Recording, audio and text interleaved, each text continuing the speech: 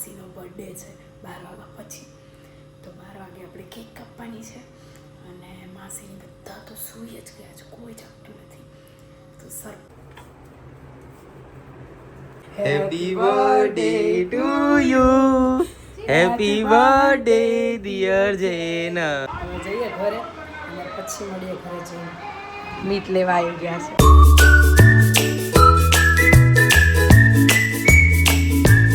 Good morning, જય શ્રી કૃષ્ણ, જય દ્વારકાધીશ. કેમ છો બધા? આઈ હોપ સો બધા મજામાં હશો.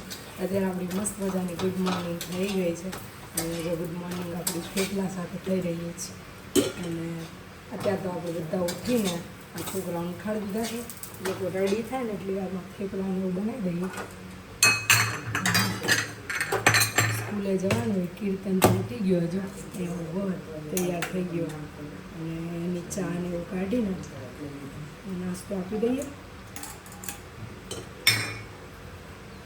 પછી આજે કોલેજ જોવા જવાનું છે. મેં તો કોલેજ કરી નહીં પણ બીજાને કોલેજમાં જવાનું. ચાલો લો કીર્તનભાઈ ચા.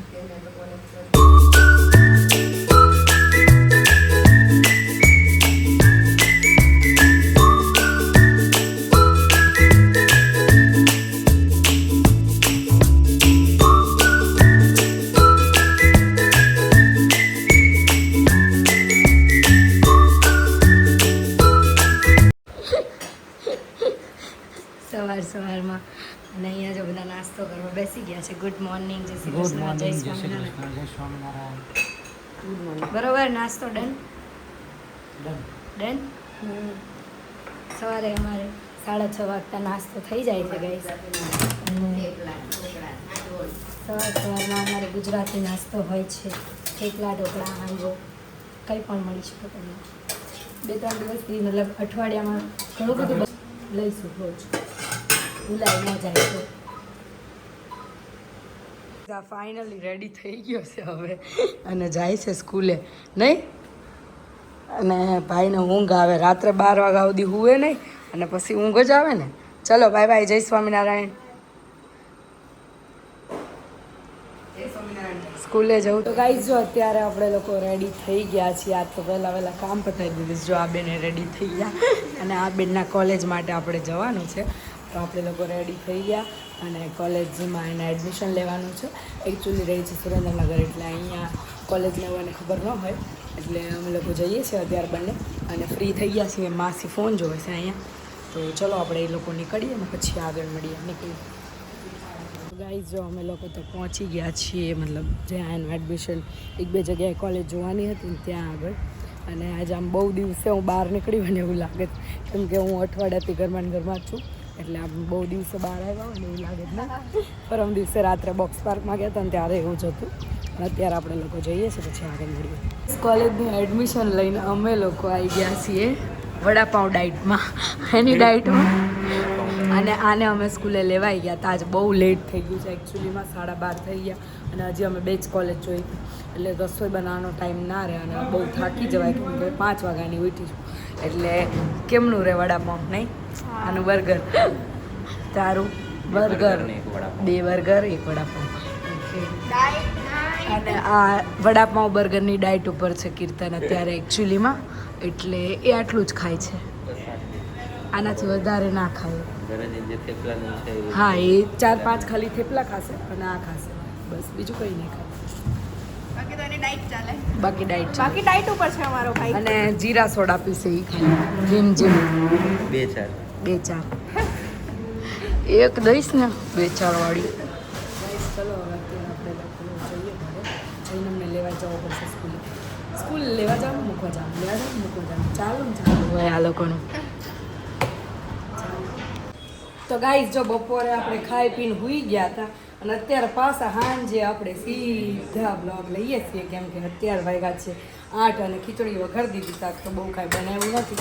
અને કાલ રવિવાર હતો, કાલ બધું ખાધું અને પછી કાલ આપણે છે ને બહુ લેટ સૂતા હતા, તો થાઈ કાંઈ હતા, એટલે આજે હવે આરામ કર્યો મસ્ત. અને કાલથી પાછી રૂટીન લાઈફ સ્ટાર્ટ થઈ ગઈ છે આજથી જ થોડી એટલે હવે ફરીથી પાછા સાંજે કંઈક ને કંઈક બનાવશું. આજે તો એવું નથી.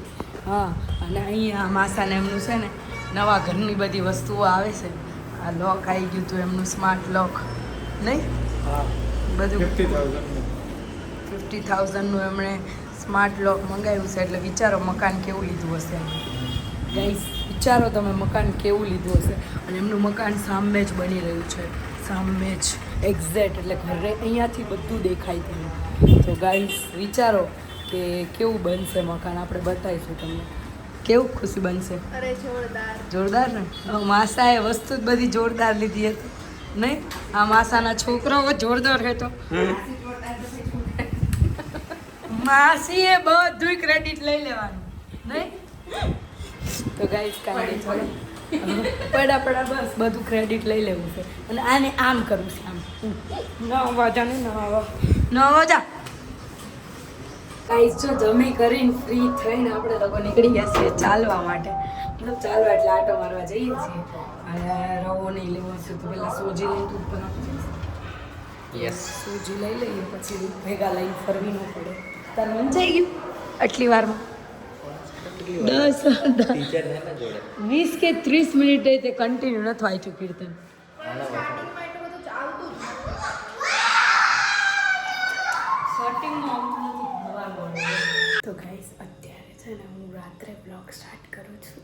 એટલે ગુડ નાઇટનો ટાઈમ છે પણ હું અત્યારે બ્લોગ સ્ટાર્ટ કરું છું. કદાચ મારો અવાજ તમને નહીં સંભળાતો હોય પણ અત્યારે છે ને રાત્રે બધા સૂઈ ગયા છે અને અત્યારે 11:15 થયા છે. અને આજે છે ને જૈનમનો અને માસીનો બર્થડે છે 12 વાગ્યા પછી.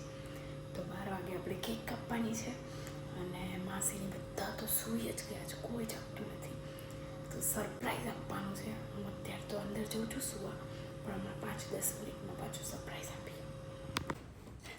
તો ગાઈસ માસીની મને એવું લાગે છે જાગે છે. કાંઈ વાંધો નહીં, જઈએ તો ખરી. અંદર જઈએ 12 વાગે જ.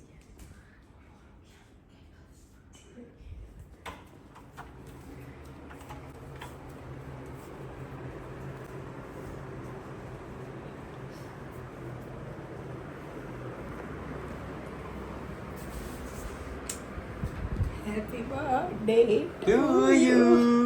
Happy birthday to you. Happy birthday dear Jainam. Happy birthday to you. Happy birthday dear માસી. Happy birthday માસીનો બર્થડે ભાઈ, જેનુંનો એકલાનો નથી. અને માસા જો ઊંઘે છે, ગેમ ચડી ગયું છે. Happy birthday to you. કેવો તરત ઉઠી ઈ જાગતો જ હશે હો. તમે તો જાગતા જ હતા. જાગતી હતી. મને ખબર જ હતી, ઈ તો જાગતા જ હતા. પણ ઓ માસા, ઉઠો. Happy birthday to you. Happy birthday to you. Happy birthday dear માસી. Happy birthday. જૈનમને બહુ ઊંઘ આવી રહી છે. Happy birthday. ખાઈ જાઓ, ખાઈ જાઓ. અને ચોકલેટ તો ખાવી જ છે. જો બધા ઊંઘમાં હતા, ચોકલેટ કેક ફટફટ ખવાઈ ગઈ કેક. આમ જો રાતે ઊંઘમાં કેક તો ખવાય જ જાય નહીં જૈનમ? ये सब हमारी फेवरेट वस्तु है, वो खाया जा सकता है. कल जैनम पार्टी न આપવાનો ને મને, એટલે वो केक तो मैं खाई દીધી. આજે જ આપણે ઘરનું વાસ્તુ કંઈક રાખવાનું હતું હે ને? હા. નવા ઘર 24 તારીખે મા પૂજા કરવાની હતી માસીને. અહીંયા જગ્યા પર હજી ઘરે નથી જવાનું, નવા ઘરે અહીંયા જ રહેવાનું છે. અને કાલે આપણે ફાઇનલી કાલે જઈએ છીએ ઘરે. હો જૈનમ? તો ગાઈઝ જો ગુડ આફ્ટરનૂન, અને અમારી ગુડ આફ્ટરનૂન રાત્રે સૂતા સૂતા ગુડ નાઇટ થયું હતું ને ઉઠીને ગુડ આફ્ટરનૂન થઈ ગયું છે. કેમ કે સવારે જેનો એમ તો ઉઠી તો ગયો હતો જ ક્યારનો 6 વાગ્યાનો. 6 વાગે ઉઠીને સ્કૂલે જતો રહ્યો હતો બર્થડે બોય અમારો. પણ અત્યારે બપોરે સુધીમાં હું ફ્રી નહોતી થઈ વ્લોગને એવું લેવા માટે, કેમ કે આપણે કામ હતું બધું. અત્યારે આપણે વ્લોગ લઈએ છીએ અને અત્યારે વ્લોગને એવું એટલે લીધું કેમ કે આજે જેનુનો બર્થડે છે. હે ને જેનું? Happy birthday. માસીનો બર્થડે છે. Happy birthday. અને બર્થડે ગર્લ અને બોય અત્યારે સૂઈ જવાના છે. ગાઈઝ જો અત્યારે હું જઈ રહી છું ઘરે ફાઇનલી. અને Jainam bye bye, once again happy birthday. બહુ મસ્ત જૂના કપડામાં જો જોરદાર નહીં પાવભાજી ને ચાઇનીઝ ખાઈને ગાઈઝ અમે ઘરે લઈ આવ્યા હતા પણ બ્લોગ ઉતારવાનો રહી ગયો ભૂલાઈ ગયું હતું અને હવે જો જઈએ છીએ આવજો આવજો અને સામાન બસ જો ભરી લીધો હવે જઈએ ઘરે અને પછી મળીએ ઘરે જઈને મીટ લેવા આવી ગયા છે